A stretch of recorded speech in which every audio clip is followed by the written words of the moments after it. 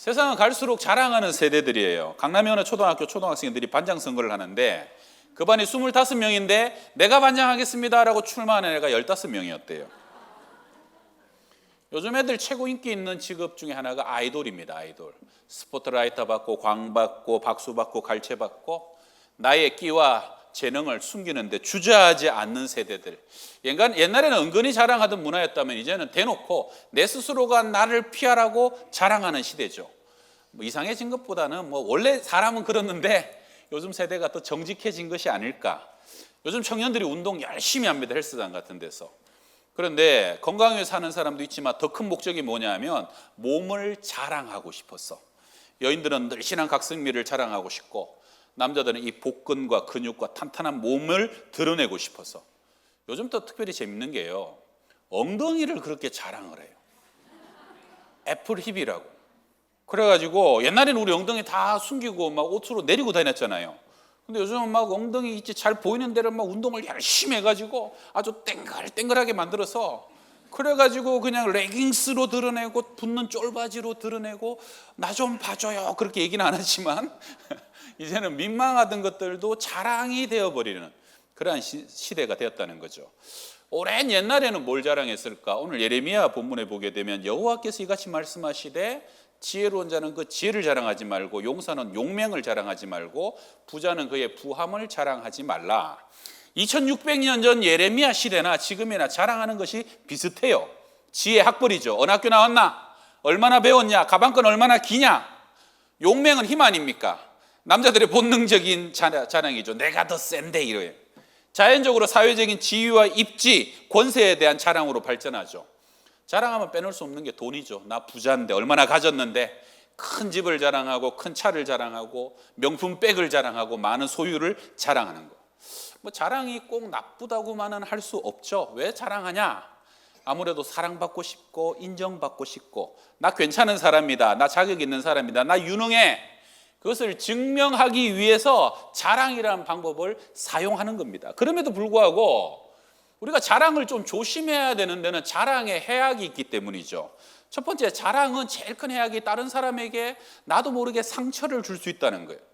요즘 한양대 심리학 교수 중에 박상미라는 교수님이 요즘 핫하시던데, 그분 강연 중에 자랑하지 말아야 될 것, 배우자 자랑, 돈 자랑, 자식 자랑, 특별히 중년들이 가장 관계에서 많이 상처받는 게 뭐냐? 자식 자랑이다. 말하자면 이런 거죠. 어느 집에 아이가 대학을 떨어지고 또 떨어졌어요. 너무 낙심돼 갖고 친구 만나서 위로 좀 받으려고 차 한잔 하는데, 아유, 친구가 처음에 위로를 해주는 줄 알았더니 애가 공부 잘하려면 말이야, 우리 애는 어떻게 공부했냐 하면서 막 명문대 다니는 애 얘기, 자기 공부 잘한 얘기를 한참 늘어놓더라는 거예요. 듣긴 들었는데 나중에 집에 돌아가 보니까 얼마나 마음이 쓰리고 화가 나는지. 아유, 내가 왜 그 친구를 만났을까? 그 친구의 자랑이 오히려 나에게 큰 상처가 되더라는 거예요. 여러분, 자랑이라는 것은 하다 보면 자기 자신에게 몰두하게 됩니다. 타인이 보이지 않아요. 그래서 다른 사람의 감정과 상처를 느낄 수 없고 잊어버려요. 그러니까 남을 배려할 수 없죠. 나르시즘에 빠지다 보니까 그 자랑 자체가 나도 모르게 상대와 멀어지게 만드는 힘이 있는 것이 자랑이라는 거예요. 성경에 요셉 있잖아요. 요셉이 형들한테 형들 꿈에 형님들이 묶은 곡식단 10개가 내가 묶은 곡식단에 꾸벅 절하던데요. 그러면 그걸 자꾸 떠벌려요. 그 다음에 또 뭐라 그럽니까? 하늘의 해와 달과 11별이 나한테 절을 하더이다. 자기는 자기도 모르게 떠벌리고 자랑했더니 형들의 미움을 받고 형들이 어떻게 해요? 애굽에 팔아넘겨버리잖아요. 왜 내 주위에는 자꾸 사람들이 떠나갈까? 왜 내 주위에는 오랫동안 머무는 사람이 하나도 없나? 여러분, 그런 사람들은 한번 돌아보세요. 내가 너무 떠벌리고 자랑하면서 살지 않는가? 그래서 상대로 하여금 상실감을 느끼게 하고 나도 모르게 상처를 주지 않는가? 여러분, 성경에서 제일 자랑 잘하는 사람들이 누군지 아셔요? 바리새인들이에요. 바리새인들. 그들은 기도도 골방에서 안 해요. 큰 내거리에 나가고 손을 들고 기도하고요. 구제할 때도 나팔을 불면서 온 동네 사람들에게 다 소문내게 하고, 상석에 앉아서 나의 높은 지위를 자랑하고, 옷을 입어도 치렁치렁한 거 입어갖고 인사받는 거 좋아하고, 드러나는 거 좋아하고, 자랑하는 거 좋아하고. 여러분, 결국은 예수님을 잡아 죽인 핵심 세력들이 누굽니까? 바리새인들이에요. 바리새인들이 자기들이 자랑 영광 다 받고 다니는데 어느 날 예수라는 청년이 나타나갖고 정말로 메마른 사람들에게 생명수와 같은 말씀을 전해주면서 치유하고 위로하고 사람들이 예수님께 다 몰려가는 거예요. 그러다 보니까 내 인기가 사라지고 내 빛이 사라지니까 시기 질투하면서 결국은 예수님을 십자가에 못 박아 죽여버린 거죠. 내 자랑이 막혀버리니까 더 이상 자랑하지 못하는 것이 그들에게 너무 큰 분노가 되었다는 거예요. 그래서 여러분, 시기는 남을 깎아내려서 나를 더 크게 보이는 자기 사랑이라면, 자랑은 나를 부풀리고 풍선처럼 크게 보이고 싶은 자기 사랑입니다. 동전의 양면과 같아요. 여러분, 하나님이 인생의 목적이 뭡니까? 사랑하라 아니에요. 하나님이 사랑하고 이웃을 사랑하는데, 이 우리의 인생의 최고 목적인 사랑하지 못하도록 방해하는 큰 걸림돌이 자기 자랑입니다. 여러분, 바리새인들이 예수님을 십자가에 못 박아 죽이는 그 가장 중심에 자기 자랑이 있었다면 우리가 이 자랑을 너무 단순하게 쉽게만 볼 주제가 아니라는 거예요. 예수님이 공생의 시절에 모든 사람을 불쌍히 여기셨어요. 심지어는 세리와 창녀들도 용납하셨잖아요. 그들도 불쌍히 여기셨는데 오직 바리새인들을 향해서 주님은 저주하시고 그들을 책망하셨어요. 왜 그래요? 그들 속에 자랑이 가득했기 때문에 그 자랑이 주님의 말씀도 들어가지 않게 하고 그 자랑이 겸손도 깨뜨려버리고 그 자랑이 그대로 하려면 구원받지 못하는 인생으로 끌고 가니까 자랑만큼은 주님이 용납하실 수 없었다는 거예요. 자, 우리 마태복음 6장 2절 한번 읽어볼까요? 시작.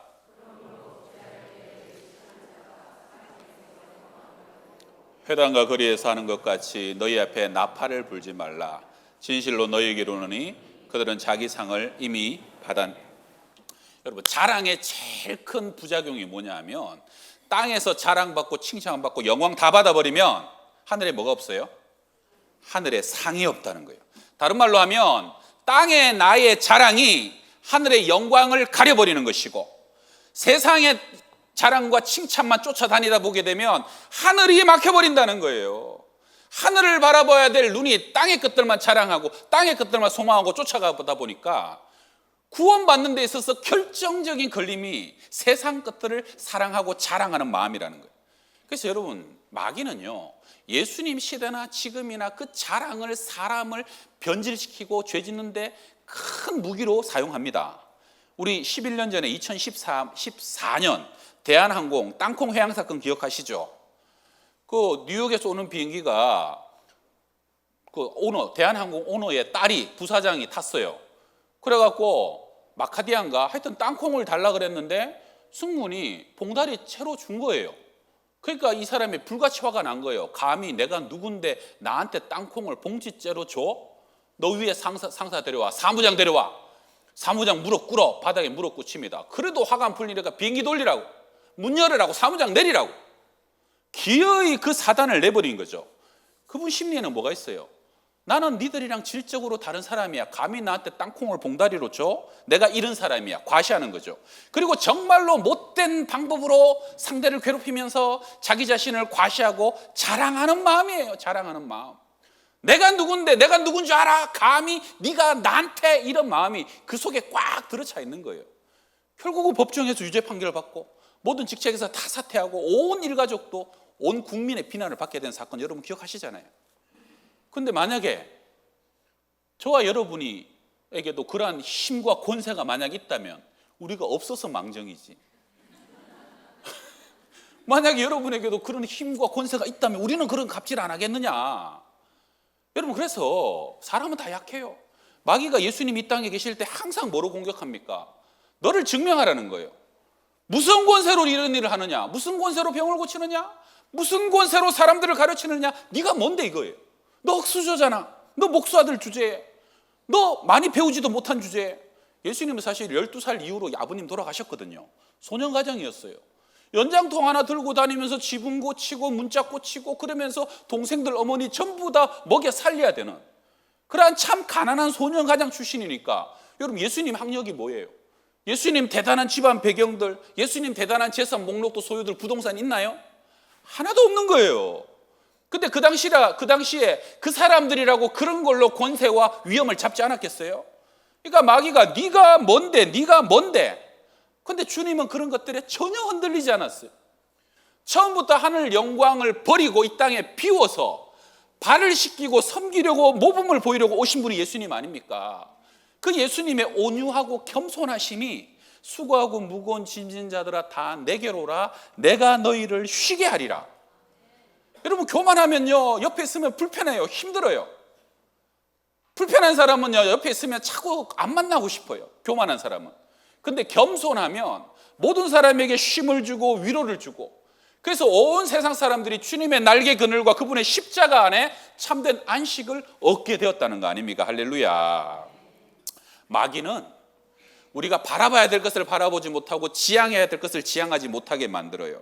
그래서 땅을 바라보고 엉뚱한 것에서 우리의 시간을 다 소진하고 평생 쫓고 쫓기면서 평생 자랑하려고 헛된 것들을 자랑하기 위하여서 그 많은 젊음을 다 소진하면서 나중에 그것이 정말로 하나님 앞에 자랑할 수 있는 것인가?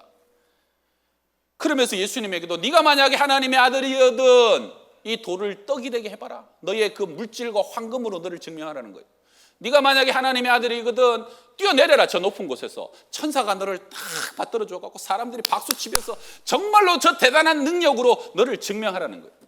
내게 절하면 이 세상을 다 너에게 주겠다. 너의 그 왕자와 세상에 관한 화려한 자리로 네 자신을 증명하라. 이게 주님을 향한 끝없는 시험이었죠. 여러분, 오늘 우리도 마찬가지입니다. 우리도요 내가 조금 더 가져야 되는데, 내가 저 자리에 오르기만 하면 말이야, 내가 그만한 힘과 권세를 쥐기만 하고 내가 막 오너가 되기만 하면 막 그러면 내가 대단해 보일 텐데, 내가 증명될 텐데. 그래서 명절 되면 우리 서울의 상경에 있는 청년들이 뭔가 차도 새로 사고 반짝반짝하고 연봉도 많아지면 막 집을 즐거운 마음으로 귀향을 하는데, 집에 가서 자랑할 게 없으면 집에 안 가는 거예요. 올해는 패스. 그냥 자랑거리가 없으면 패스. 자랑이 없으면 마치 내가 초라한 것 같고 내가 아무것도 아닌 것 같고. 예수님을 유혹했던 그 마귀는 오늘날도 저와 여러분, 심지어 뭐 목회자들이라고 다릅니까? 더 부흥시켜야지, 더 그 교회를 크게 하고 더 많은 성도를 모아가지고 언젠가는 사람들이 야 우리 목사님 대단하시네, 능력 있네, 우리 목사님 최고네. 만약에 목회자라도 마음속에 가장 깊은 곳에 그러한 것이 가장 깊은 목회의 목적이고 본질로 삼고 있다면, 그럼 언젠가는 저도 주님 앞에 갔을 때 주님이 그랬어요. 김 목사, 땅에서 너 받을 상을 다 받았잖아. 너 줄 게 없다. 여러분, 땅에서 영광을 다 받고 땅에서 자랑을 다 하는 것이 이렇게 무서운 겁니다. 저나 여러분이나 천국에 가서 여러분 자랑할 것이 없다, 주님께서 칭찬할 것이 없다, 그런 인생 한 사람도 없기를 주의 이름으로 축원합니다. 여러분, 세상의 것들은 다 목적이고 과정이에요. 하늘의 것과 맞바꾸는 것이고 결국은 그것을 통해서 더 많은 영향력, 주님의 사랑을 전하고 복음을 전하고 주님의 은혜의 통로가 되라고 우리에게 주신 거 아닙니까? 마지막까지 갖고 갈 거, 하늘에 갖고 갈 거 하나도 없어요. 여러분, 50대가 되면요 많이 배운 사람이나 못 배운 사람이나 다 까먹기 시작하는 거 똑같습니다. 60대가 되면은 옛날에 그렇게 이뻤던 사람이나 별로였던 사람이나 다 처지고 쭈글쭈글해지고 비슷해져요. 70대가 되면 옛날에 돈 많이 벌었던 분이나 별로 못 벌었던 분이나 하루 3끼를 먹는데 소화가 안 돼서 둘 다 더 못 먹어요. 돈 많이 쓰고 다니고 싶은데 무릎이 아파서 돈을 쓰고 다닐 수가 없어요. 80대가 되면 건강한 사람이나 건강하지 않았던 사람이나 골골했던 사람이나 안 아픈 데가 없고 고장 안 나는 데가 없어요. 90대가 되면 먼저 가신 분이나 지금 계신 분이나 이미 하늘나라가 충만하신 분들이, 할렐루야.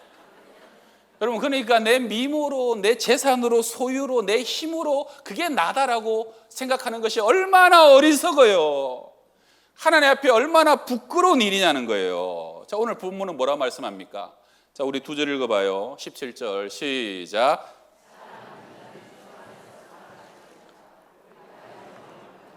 자기를 칭찬하는 자가 아니요 오직 주께서 칭찬하시는 자니라. 우리 부모님들이 자녀들 위해서, 청년들 위해서 진짜 기도 많이 해요. 하나님 좋은 학교 가게 해달라고 기도하고, 좋은 만남 갖고, 좋은 가정을 이루고, 좋은 데 취직해달라고 기도를 많이 하는데, 우리 부모님들이 평생 그것보다 더 간절히 기도하는 제목이 하나 있어요. 하나님, 내 자녀들이 하늘에서 칭찬받는 자가 되게 하여 주시고, 하늘나라에서 상 받는 자가 되게 하여 주시고, 하나님 앞에서 옳다 인정함을 받는 자가 되게 하여 주시옵소서.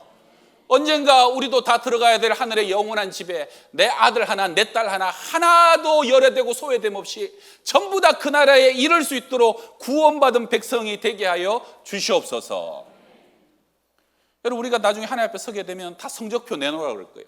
너 이 땅에 살아갈 때 너 성적표 내놔봐라. 그때 뭐 내놓으실 거예요? 잔고를 내놓으실 거예요? 미모를 내놓으실 거예요? 그때 세상의 지위를 내놓으실 거예요?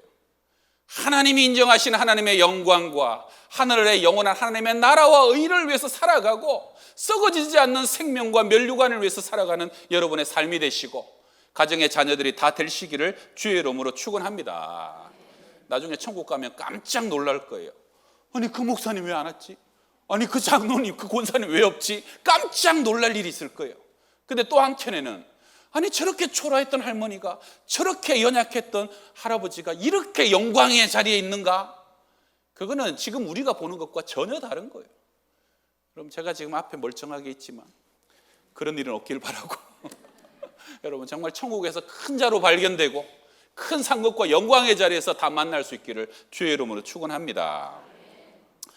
제가 장례식에 가면 한 번씩 요 얘기 가끔씩 안 믿는 가족들이 있으면 하고, 그 다음에 우리 2019년 초청주일에 요 얘기 제가 했다가 오늘 주일에는 이제 두 번째로 하는 거 얘기 같은데, 제가 안산에서 있었던 그 교회의 또 레전드 같은 사건이 있어요.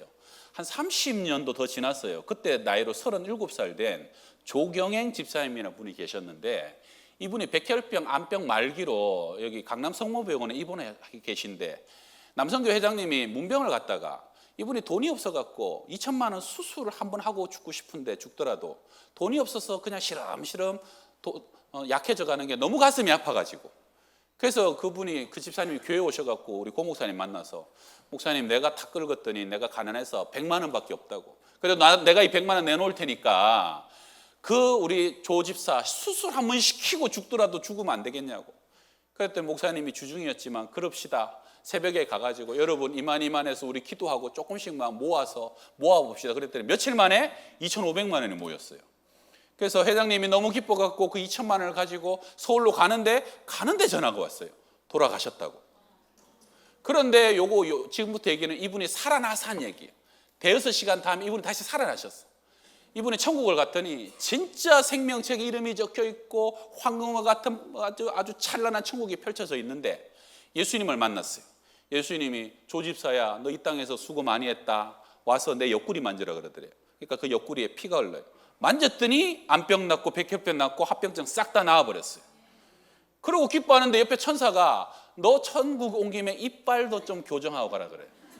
이분이 여기가 토끼처럼 이만큼 벌어진 사람이었다. 옛날에 그런 사람 많았잖아요. 그리고 천사가 오더니 집게로 빠끄작 했더니 이가 붙어버렸어요.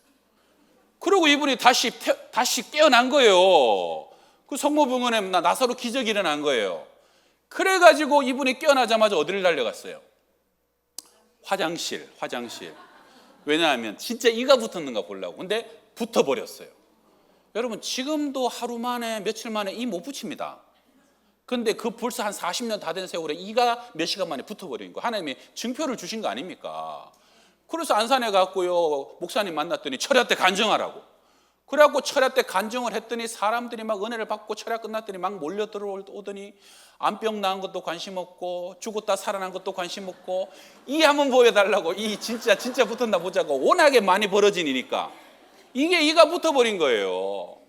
그래가지고 이분이 새가족구에 가서, 그때부터 새가족구에서 내가 인생을 잘못 살았다고 그러면서 사람들에게, 여러분 하늘에 상급 받아야 됩니다, 면류관 받고 전도해야 됩니다, 여러분 하늘나라에 우리의 집이 있습니다, 막 이렇게 자기 본 곳을 간증하니까 그때부터 엄청난 사람들이 예수를 믿고 교회에 부흥이 일어났다는 거예요.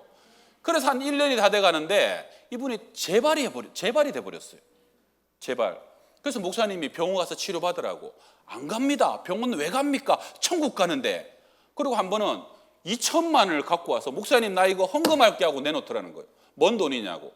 내 집에 있는 거 없는 거 다 긁었더니 2천만 원이라서 나 이거 헌금하고 천국 갈랍니다. 아니, 집사님은 가도 가족은 살아야지, 가난한 집에서 이 돈 못 받는다고 그랬더니, 목사님이 이렇게 믿음이 없으니까 이걸 가족을 주고 아이들에게 남겨주는 것이 뭐가 그렇게 유익하냐고. 천국의 상을 받고 천국의 면류관 갖고 천국에서 칭찬받아야 되지 않습니까? 죽으려고 환장한 사람처럼. 그래갖고 거의 정확히 1년 만에 돌아가셨어요. 목사님이 사흘간 장례를 다 치르고 교회 와서 기도를 했대요. 하나님, 그렇게 어렵게 살려주셨으면 좀 더 살게 하시지, 딱 1년만 살게 합니까? 그랬더니 하나님이 첫 번째는 응답을 주시길, 교회에 주는 상이다.